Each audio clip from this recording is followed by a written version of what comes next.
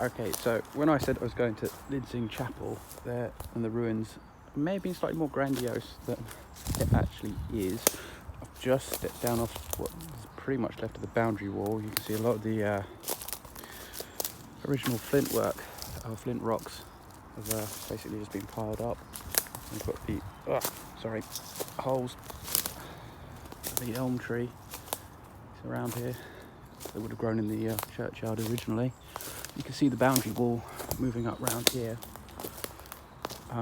It's quite sad to see, really, but there isn't much left of the original church at all, or the graves.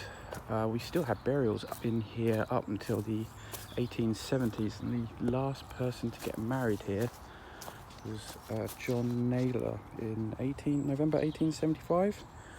Hang on, let me just double check my notes.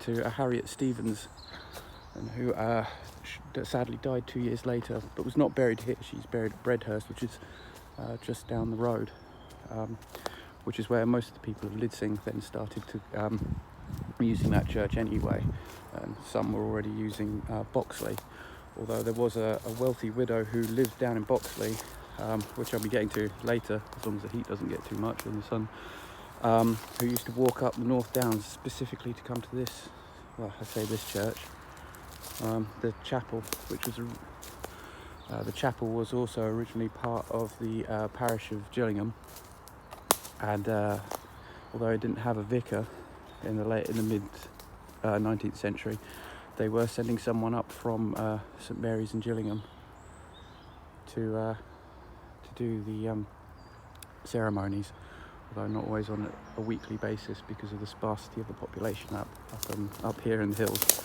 of Medway. And it's quite a sad sight, really. I'd like to have seen it, but it was born 100 years too late.